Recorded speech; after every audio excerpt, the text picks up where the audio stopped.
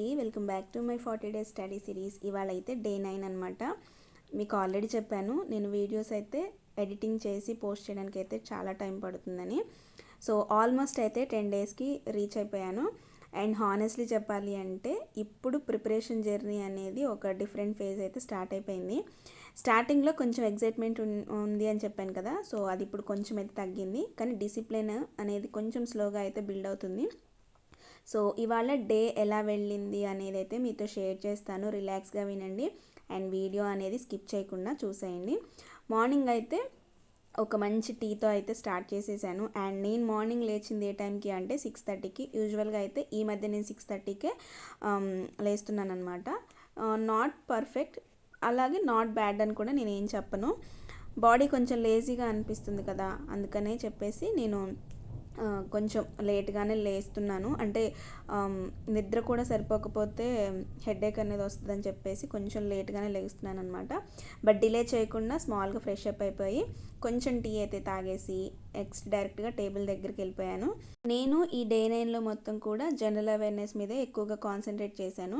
Because NTPC ఎగ్జామ్లో ఏంటంటే ఎక్కువగా జనరల్ సైన్స్ అడుగుతారని నాకు బాగా తెలుసు. సో అందుకని కొంచెం దాని మీద ఎక్కువ ఫోకస్ పెడదామని చెప్పేసి జనరల్ అవేర్నెస్ అయితే స్టార్ట్ చేశాను. అండ్ జనరల్ అవేర్నెస్లో కూడా నేను ఫస్ట్ అయితే జనరల్ సైన్స్ ఆల్రెడీ అయిపోయింది, ఇప్పుడు రివిజన్ అనమాట.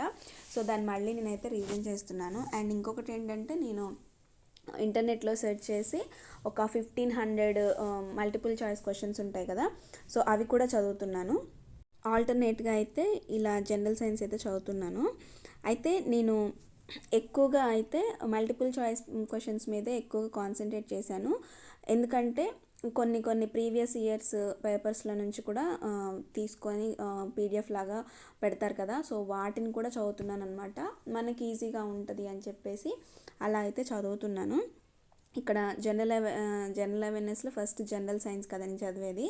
సో ఆల్మోస్ట్ ఒక హాఫ్ డే మొత్తం కూడా నేను జనరల్ సైన్సే చదువుతున్నాను. ఆ సైంటిఫిక్ నేమ్స్ గుర్తుపెట్టుకోవడానికి కొంచెం నాకు ఇబ్బందిగా అనిపిస్తుంది, ట్రిక్కీగా ఉన్నాయి. బట్ అయినా కొంచెం వాటి మీద కాన్సన్ట్రేషన్ ఎక్కువగా చేయాలి అని చెప్పేసి అవైతే చదువుతున్నాను. మధ్యలో అయితే కొంచెం బ్రేక్ తీసుకోవటం, మళ్ళీ వెళ్ళి చదవటం అయితే చేస్తున్నాను. అండ్ అలాగే సైన్స్ అండ్ టెక్నాలజీ ఉంటుంది కదా, సో అది కూడా కొంచెం ఎక్కువగానే చదివితే బెటర్ అని నాకు అనిపించింది. అంటే ప్రీవియస్ ఇయర్స్ పేపర్స్ ఉంటాయి కదా, వాటిని నేను ఒక్కసారి చూశాను. సో దాంట్లో నాకు సైన్స్ అండ్ టెక్నాలజీకి సంబంధించిన క్వశ్చన్స్ కూడా కొంచెం ఎక్కువగానే అనిపించాయి. సో అందుకనే దాన్ని కూడా కొంచెం ఎక్కువ చదవాలి. అంటే recent science and technology update కాకుండా పాస్ట్ ఇయర్స్లో జరిగిన సైన్స్ అండ్ టెక్నాలజీ ఉంటుంది కదా, అవి మొత్తం కూడా అసలు ఎప్పుడు స్టార్ట్ అయింది, ఇస్రో అనేది ఎప్పుడు స్టార్ట్ అయింది, ఇవన్నీ ఉంటాయి కదా, వీటికి సంబంధించి ఆ ఇయర్స్, డేట్స్ అండ్ అలాగే వాళ్ళు అప్పుడు స్పేస్లోకి తీసుకెళ్ళిన వాటి పేర్లు, ఇవన్నీ కూడా నేమ్స్ గుర్తుపెట్టుకోవాలండి. చాలా జాగ్రత్తగా చదవండి. బికాజ్ అవి బాగా గుర్తుంటేనే మనకి సైన్స్లో కొంచెం పట్టు ఎక్కువగా ఉంటుంది. నాకు తెలిసినంత వరకు అయితే ఎక్కువగా ఓల్డ్ నేమ్స్ అడిగే ఛాన్సెస్ అయితే ఉన్నాయి కాబట్టి వాటిని ఎక్కువగా రివిజన్ చేస్తే బాగుంటుంది. అండ్ అలాగే క్వాంట్ రీజనింగ్కి మనం ఎంత అయితే ప్రిపరేషన్కి కాన్సన్ట్రేట్ చేస్తామో జనరల్ సైన్స్లో కూడా ఎక్కువగా కాన్సన్ట్రేషన్ చేస్తే మంచిది. Science and technology, general science అంటే బాటనీ, జువాలజీ ఉంటాయి కదా, సో వీటన్నిటి మీద ఎక్కువగా కాన్సన్ట్రేషన్ చేస్తే మంచిది అని నాకు అనిపిస్తుంది. అండ్ నేను రీసెంట్ సైన్స్ అండ్ టెక్నాలజీ కూడా నేను ఇక్కడ నోట్ చేసుకుంటున్నాను. చదవటం కంటే కూడా ఎక్కువగా చదువుకుంటూ రాయటం అనేది చాలా బెస్ట్ థింగ్ అని నాకు అనిపిస్తుంది. ఎందుకంటే ఓన్లీ చదవటమే కాకుండా దాన్ని ప్రాక్టీస్ చేసినట్టు రాస్తే మాత్రం చాలా బాగా గుర్తుంటుంది. ఇది నేను అప్లై చేసుకున్న రూల్ అనమాట. సో అందుకనే నాకు ఇక్కడ కష్టమైనా సరే, టైం లేకపోయినా సరే నేను ఇక్కడ నోట్ డౌన్ చేసుకుంటున్నాను. సో అట్లా నేను సైన్స్ అండ్ టెక్నాలజీ అనేది నోట్ డౌన్ చేసుకున్న తర్వాత మళ్ళీ ఏంటంటే నేను కరెంట్ అఫైర్స్ అయితే మళ్ళీ చదవటం స్టార్ట్ చేశాను. అండ్ నేను ఆల్రెడీ ప్రీవియస్ వీడియోస్లో చెప్పాను, కరెంట్ అఫైర్స్ అనేది మంత్లీ కరెంట్ అఫైర్స్ అయితే నేను చదువుతున్నాను అని చెప్పాను కదా, సో అవే ఇక్కడ నేను మల్టిపుల్ చాయిస్ అయితే చదువుతున్నాను. అండ్ నేను ఇక్కడ ఒక ఛానల్లో నుంచి డౌన్లోడ్ చేసుకొని కరెంట్ అఫైర్స్ అయితే చదువుతున్నాను. చాలా ఈజీగా ఉందంటే ఆ క్వశ్చన్కి సంబంధించిన ఆన్సరే కాకుండా దానికి సంబంధించిన ఇన్ఫర్మేషన్ మొత్తం కూడా దాంట్లో ఇస్తున్నారు. సో నాకు చాలా ఈజీ అనిపించింది. ఇంగ్లీష్ మీడియంలో ఉంటుంది, తెలుగు మీడియం అయితే కాదండి. సో అందుకని చెప్పేసి అదైతే చదువుతున్నాను. అండ్ ఇంకొకటి ఏంటంటే ఈ ఛానల్లోనే వాళ్ళు అన్ని ఇన్ఫర్మేషన్స్ అంటే స్పోర్ట్స్కి సంబంధించిన ఇన్ఫర్మేషన్ కానీ, అలాగే రీసెంట్ ఇండెక్స్ ర్యాంకింగ్కి సంబంధించిన ఇన్ఫర్మేషన్ కానీ, అలాగే ఆర్ట్ అండ్ కల్చర్ ఇలాంటివి ఉంటాయి కదా, అంటే స్టాటిక్ జీకే టైప్లో ఉంటాయి కదా, వాటిని కూడా ఇస్తున్నారు. అంటే రీసెంట్ కరెంట్ అఫైర్స్ని అప్డేట్ చేస్తూ వాటికి సంబంధించి కూడా స్టాటిక్ జీకే అయితే అప్డేట్ చేశారు. బాగుంది, నాకు చాలా ఈజీగా అనిపించింది అనమాట. సో అందుకనే ఒక పక్కన నాకు ఏదైనా ఇబ్బందిగా అనిపించింది అంటే దాన్ని నోట్ డౌన్ చేసుకుంటూ నాకు ఈజీగా ఉన్నాయి అయితే చదివేస్తున్నాను. నేనైతే కంటిన్యూగా అయితే చదవట్లేదండి, మధ్యలో బ్రేక్ అయితే తీసుకున్నాను. మధ్యలో నేను కొంచెం ఎక్కువ బ్రేక్ తీసుకుంది ఒక ½ అవర్ అనమాట. సో ఆ టైంలో యాక్చువల్గా అయితే నేను బటర్ మిల్క్ కానీ అలా అయితే నేను ప్రిఫర్ చేస్తాను, అంటే మైండ్ రిఫ్రెష్ కోసం. బట్ ఆ రోజు మాత్రం నేను బటర్ మిల్క్ కూడా ఏం తాగలేదు, జస్ట్ వాటర్తో సరిపెట్టేశాను.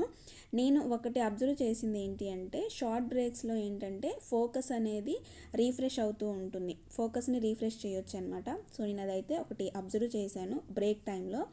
అండ్ చాలామంది ఏంటంటే కొంచెం ఎక్కువసేపు బ్రేక్ తీసుకున్నా సరే గుర్తుండవు అని అంటారు.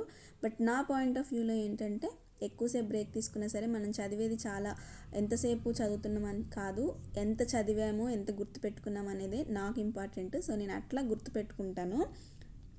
అండ్ కరెంట్ అఫైర్స్లో అయితే నేను రీసెంట్ కరెంట్ అఫైర్స్ చదివాను, మంత్లీ వైజ్ అని చెప్పాను కదా. సో దాంట్లో నేను ఎక్కువగా కవర్ చేసింది ఏంటి అని అంటే రీసెంట్ అపాయింట్మెంట్స్ ఒకటి, ఇంపార్టెంట్ స్కీమ్స్ ఒకటి, అండ్ అవార్డ్స్ అండ్ ఈవెంట్స్ వీటిని అయితే నేను కవర్ చేశాను. అండ్ అలాగే రీసెంట్గా జరిగిన సమ్మిట్స్ గురించి కూడా నేనైతే మళ్ళీ రివిజన్ చేస్తూ ఉన్నాను, ఎందుకంటే కొంచెం ఎక్కువగా ఉన్నాయన్నమాట, పేర్లు అవన్నీ మర్చిపోతానేమో అని చెప్పేసి మళ్ళీ చదువుతూనే ఉన్నాను. కరెంట్ అఫైర్స్లో ఇంకొకటి ఏంటంటే ఇవాళ చదివింది గుర్తుపెట్టుకోవాలి, అండ్ నెక్స్ట్ డే చదివేది కూడా గుర్తుపెట్టుకోవాలి, ఎప్పటికప్పుడు గుర్తుపెట్టుకుంటూ ఉండాలన్నమాట. అంటే ఒక న్యూస్ని మెమరైజ్ చేస్తే నెక్స్ట్ డే మళ్ళీ న్యూ బ్యాచ్ స్టార్ట్ అయిపోద్ది అనమాట, అంటే కరెంట్ అఫైర్స్కి. సో కాబట్టి కొంచెం టెక్నికల్గా కూడా ట్రిక్కీగా కూడా ఉంటాయి కాబట్టి వాటిని జాగ్రత్తగా గుర్తుపెట్టుకోవడం మంచిది. అండ్ కీవర్డ్స్ హైలైట్ చేసుకోవటము, అండ్ షార్ట్ నోట్స్ రాసుకోవటము, అండ్ అలాగే మనం పొద్దున్నే చదివింది ఈవినింగ్కి అలా రివిజన్ చేసుకోవడం, అంటే సేమ్ డే రివిజన్ చేసుకోవడం అయితే important. And passive reading current అఫైర్స్కి వేస్ట్ అని మళ్ళీ కన్ఫర్మ్ అయిపోయింది నాకు. సో అందుకనే ఆ ట్రిక్ని అయితే నేను ఫాలో అవ్వట్లేదు. డే 9లో అయితే నేను కంటిన్యూగా చదువుతూనే ఉన్నాను, ఒక ½ అవర్ అలా బ్రేక్ తీసుకున్నానని చెప్పాను కదా. సో దాని తర్వాత కంటిన్యూగా నేను చదువుతూనే ఉన్నాను. నేను ఆ రోజు లంచ్ చేసింది కూడా 3:30 ఆ టైంకి అయితే నేను లంచ్ చేసినట్టున్నాను, కొంచెం లేట్గానే చేశాను. ఇంకా ఆ రోజైతే ఏ న్యాప్ తీసుకోలేదు. చదివిన తర్వాత మళ్ళీ ఒక 10 మినిట్స్ అట్లా బ్రేక్ తీసుకొని మళ్ళీ చదవటం అయితే స్టార్ట్ చేశాను. డే అంతా కూడా జనరల్ అవేర్నెస్ అలాగే కరెంట్ అఫైర్స్ మీదే స్పెండ్ చేస్తే ఆ రోజు నిజంగా మైండ్ అనేది చాలా ఎక్కువగా హెవీ లోడ్ని మోస్తున్నట్టు అనిపించింది నాకైతే.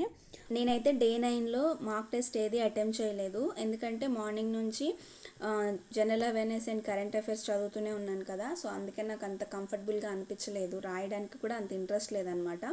సో అందుకని ఆ రోజైతే నేను మాక్ టెస్ట్ స్కిప్ చేసేసాను, ఓన్లీ చదవటం మాత్రమే చేశాను అనమాట. అందుకని నేను మాక్ టెస్ట్ అయితే ఏది అటెంప్ట్ చేయలేదు.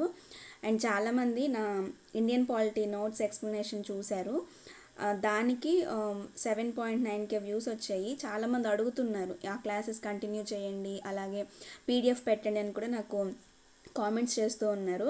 నేను పీడిఎఫ్స్ మీకు తొందరలోనే పెడతానండి, ఎగ్జామ్ అయిపోయిన తర్వాత నేను పీడిఎఫ్స్ అనేవి నేను పెడతాను, మీరు డౌన్లోడ్ చేసుకోవచ్చు. అండ్ చాలామంది ఇండియన్ హిస్టరీ క్లాసెస్ కూడా కంటిన్యూ చేయట్లేదేంటి అని అడుగుతున్నారు.